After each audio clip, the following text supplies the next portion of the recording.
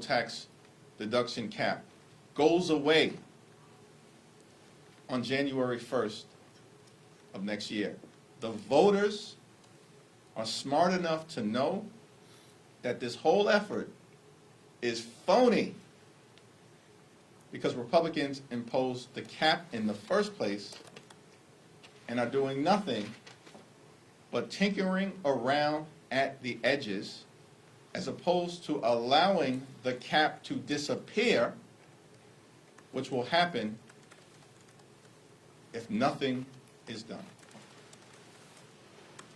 Thank you, Mr. Leader. Can you just talk a little bit about, and again, understanding that you oppose this reconciliation bill, but obviously it looks like Republicans are kind of backing away from like the per capita caps, FMAP. I mean, I know you've been trying to keep the pressure on. It seems like they're coalescing around work requirements. Just, you know, where do you stand on that? Well, Republicans have already voted, each and every one of them with the exception of Massey, to enact up to $880 billion in cuts to Medicaid, the largest cut to health care in American history. They're already on record that that was their objective. The American people have risen up. Democrats are pushing back aggressively. And so some Republicans are backing off of the effort to try to decimate the health care of the American people. But we're not going to let up because there are still large forces within the House Republican Conference who think that $880 billion in Medicaid cuts is not sufficient. And the reality is the extreme wings of the House Republican Conference have driven a lot of the agenda up until this point, and we believe that will continue. And so we'll see what happens if, in fact, there is a energy and commerce markup next week. But the battle lines have been drawn. Democrats are standing on the side of health care and the American people. Republicans, once again, are trying to take it away. Thank you, Leader Jeffries. What's the state of the American dream? And how does your vision specifically make it more competitive than the one Republicans are making? Republicans are crashing the economy, raising costs, and driving us toward a recession. They are undermining the American dream when they promise to make life more affordable. This majority, this presidency has been a complete and total disaster for working class Americans. They lied all of last year about what their plans were, and now they're trying to do the exact opposite. Firing thousands of veterans? Does that actually enhance the American dream? Taking health care away from hardworking American taxpayers? Does that enhance the American dream? Of course it does not. Actually ripping food out of the mouths of children, families, and veterans. About 20% of households with veterans rely upon the Supplemental Nutritional Assistance Program for food assistance so that they don't have to go hungry. And this is what they're trying to do. None of this, in terms of the Republican agenda, relates to enhancing the American dream. Our vision, which I began to lay out last week, and that will continue during these second 100 days, recognizes the fact that access to the American dream, of course, has to be earned. You have to work hard. You have to play by the rules. But when you do those two things, which is the case for the overwhelming majority of people in this great country, you should have an affordable home, be able to educate your children, have access to high-quality health care, have a good paying job that allows you to live a comfortable life. And of course, at the end of the day, you should be able to retire with grace and dignity, which is why we want to protect and strengthen Social Security and Medicare. That's our vision of the American dream. And it's been our vision going all the way back to FDR and the New Deal, where the foundation was laid, including with Social Security, continuing through Democratic administrations over the decades. And that's the mantle that we inherit. And we know that there are far too many people in this country who are living paycheck to paycheck, and the American dream is broken for them. They shouldn't be struggling to survive in America, the wealthiest country in the history of the world. And so, as this Congress continues, we'll continue to lay out our vision, which is designed to lift people up and make sure that in every single corner, in every single community throughout this country, people have access to the American dream. And the Republicans, whose whole agenda is driven by actually trying to make life better for their billionaire donors, the wealthy, the well-off, and the well-connected. There are a number of Democrats who walked out of a hearing earlier this week on crypto. Can we expect to see similar types of protests moving forward? Yeah, it wasn't a hearing that they walked out on because there was no actual hearing. Once Ranking Member Maxine Waters objected to the hearing proceeding, pursuant to the rules, the Republicans were unable to have a hearing. So at that point, there was no hearing. It was just a conversation. And some Democrats decided not to participate in that conversation, and other Democrats decided that they were going to participate in that conversation. But no one walked out on a hearing because there was no hearing, given that the Republicans were unable to secure the consent of Maxine Waters. Last row. A lot of your members are still frustrated about the way things went down with Leader Schumer and the CR in March, and more broadly, the old school way that he and some other Senate Democrats do politics. I know you've said that you stand behind his leadership, but do you have any things that you would like to see him do to adapt to this new political environment? We're going to continue to work together with our Senate Democratic colleagues in a more is more environment. We all, every single one of us, myself included, has to continue to do more to meet the moment as it relates to an unprecedented assault on the economy, healthcare, Social Security, the rule of law, the American way of life, due process, and democracy. We're in a more is more environment, and that's what all of us are going to continue to do. We've had very constructive and productive conversations with Leader Schumer and our Senate Democratic colleagues about making sure we're in alignment, as we are, in strongly opposing the extreme Republican budget. And then when the moment presents itself, we'll work together as it relates to the end of this fiscal year. Thanks. Second row. Thank you, Leader. There's a continued bipartisan We'll push Chad with the mic again. to. You know you're in trouble when I show up with this one, right? Continued bipartisan effort to get some kind of congressional stock ban in place. I wanted to see if you had any conversations with the Speaker about that yet, or GOP leadership at all. I know where you stand, but if you're having conversations across the aisle on that. I have not had a conversation with Republican leadership on this issue yet. I strongly support the effort to get this done. Thanks. Kevin? We are Hometown. yeah, Hometown. I know. same area. This past week, we've seen Trump kind of wade in a not direct way, the governor's race in New York. I'm curious what you make of him endorsing Lawler for New York 17, and in general, as you look to hold on to your cohort of swing seats in New York, is there someone you'd rather see running against Hochul next year, a Stefanik, a Lawler, et cetera? Well, I think that, Governor Hochul has just demonstrated her incredibly strong leadership as it relates to the most recent budget agreement in Albany, and she is strongly positioned to win re-election against whoever emerges on the Republican side, all of whom basically have functioned as a rubber stamp for Donald Trump's extreme agenda. Every single House Republican in New York and across the country has functioned as a rubber stamp for Donald Trump's extreme agenda. That's the reality of the situation. Mike Lawler is apparently Donald Trump's favorite swing seat Republican in the country. That was a glowing endorsement. They apparently have a very close working relationship. Mike Lawler has clearly been very compliant with the Trump agenda. Otherwise, you're not going to see that kind of endorsement.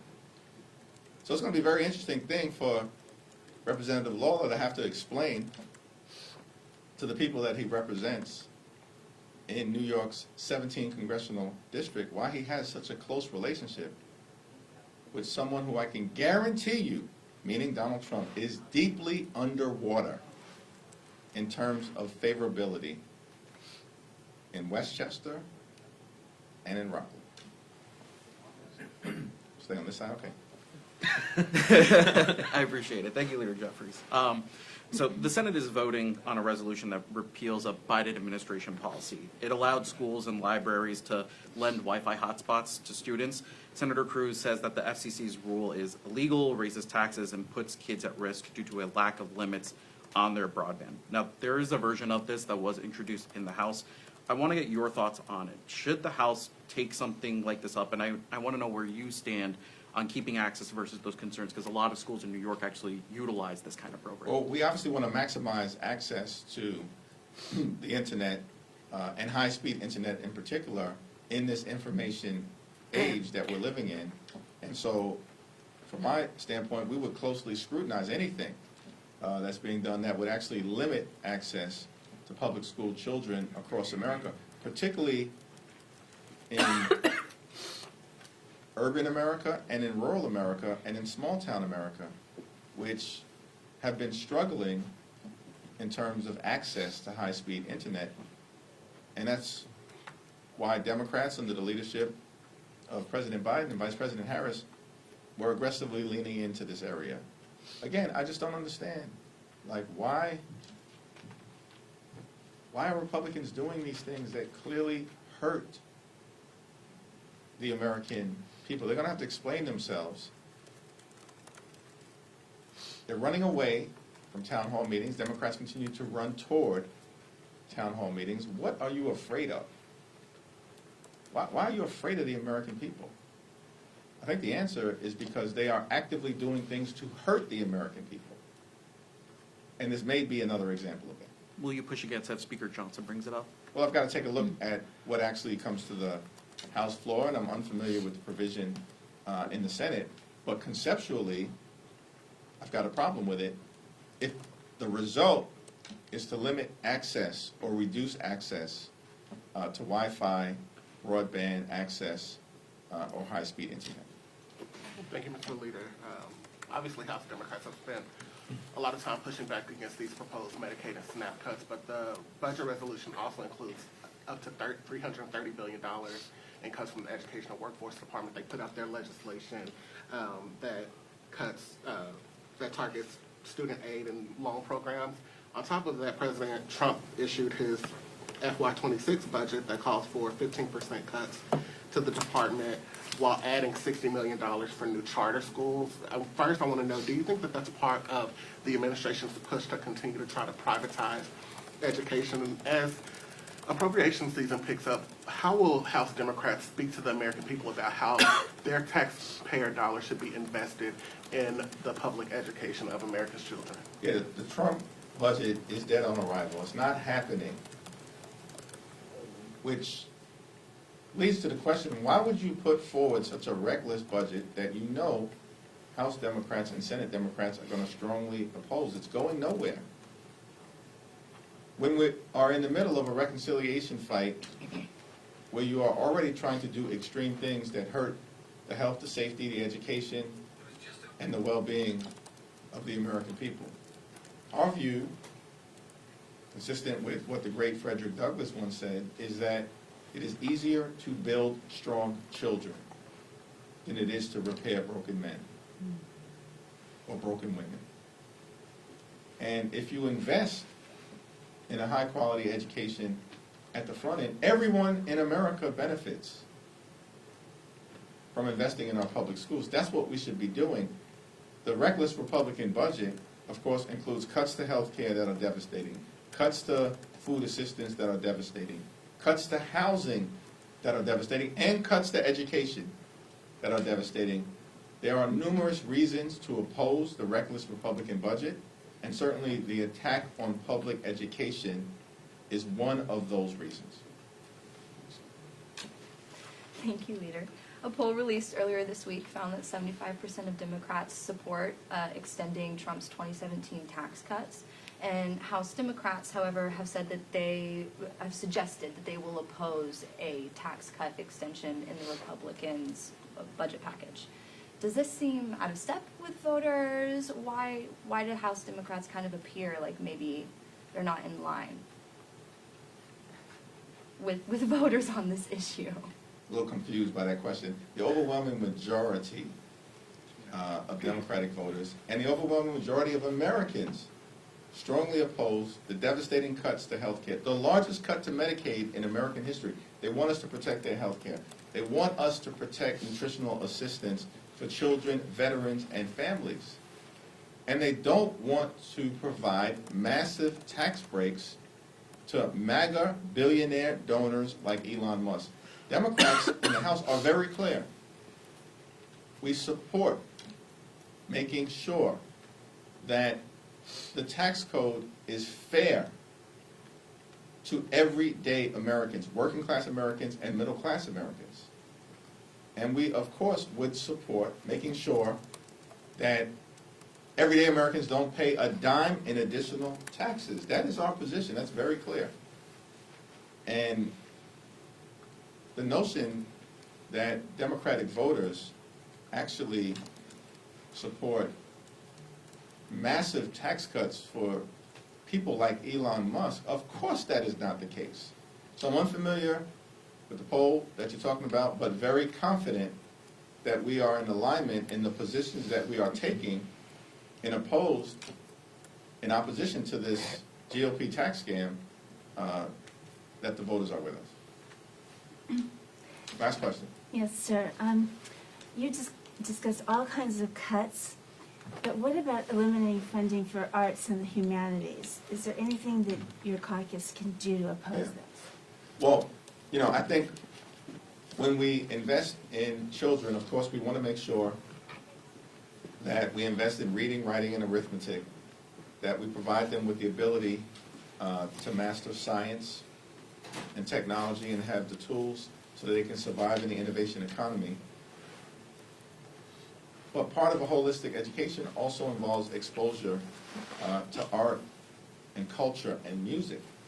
And we will continue to support efforts that lift those programs up.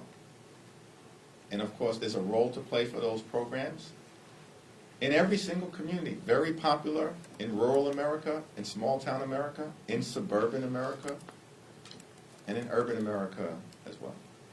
Thank you. Go Knicks. Nixon 4, Nixon 5. Nixon 5. Great. You guys appreciate it. Great.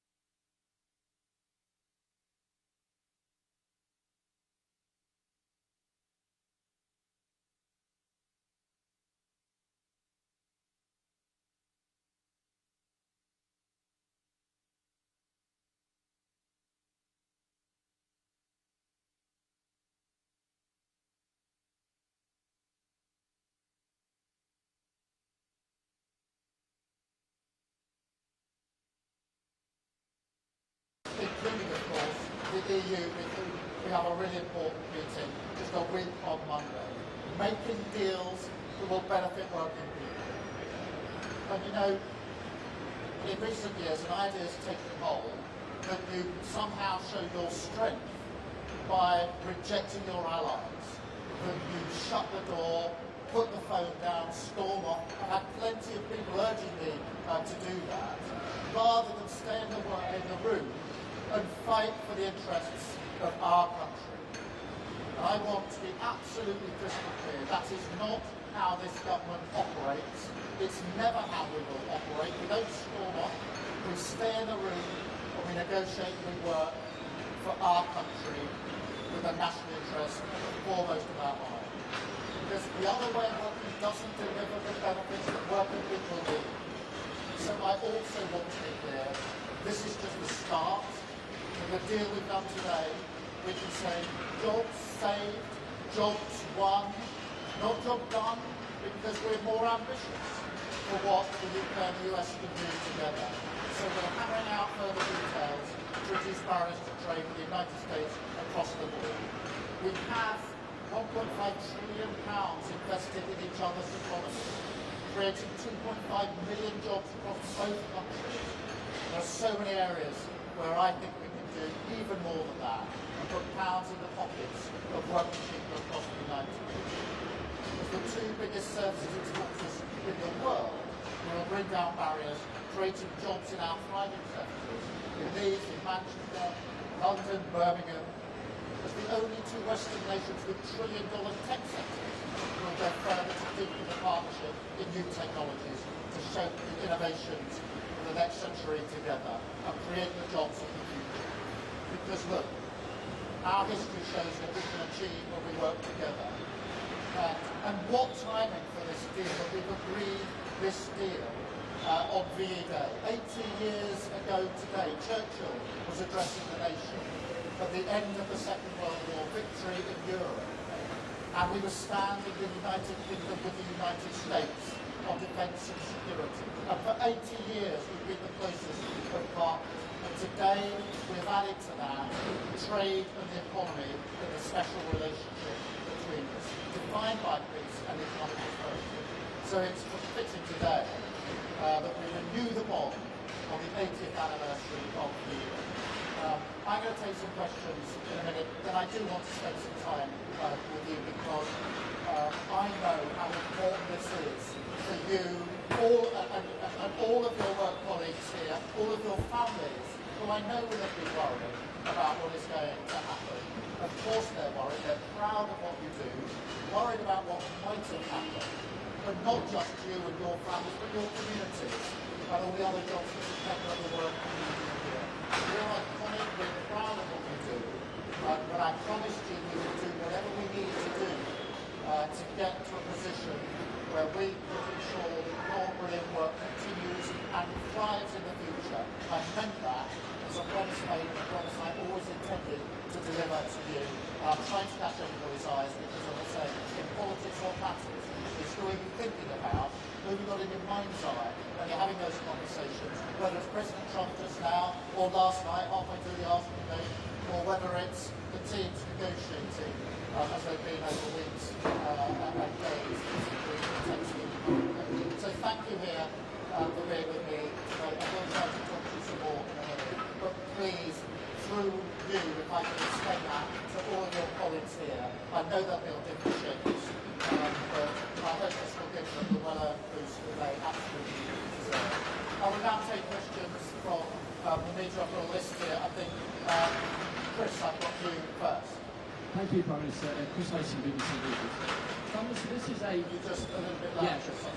Prime Minister, this is a freeing up of trade conditions with America compared with where we were, but is it better than, say, 6 months ago, given, for instance, some tariffs are still there? Well, Chris, the question you should be asking is it better than where we were yesterday? And I think if you should come out when you finish asking your questions and talk to the workforce here, because what this does is to reduce to zero the tariffs on steel and aluminium. Look how important that is.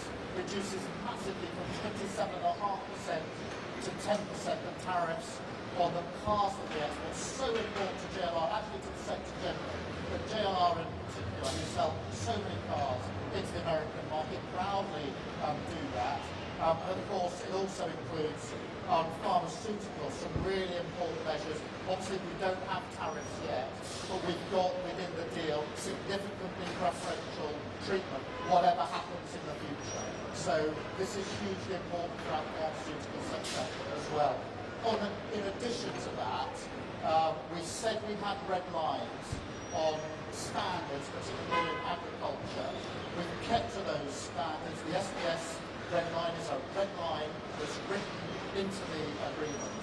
And so I think if we put that package together, you can see that it's a significant step in the right direction for our country and our national interest, and for the very many thousands of jobs that will now be protected, saved and enhanced by the fact that we've done this deal. And I'm really proud we have. And I know people along the way were urging me to walk away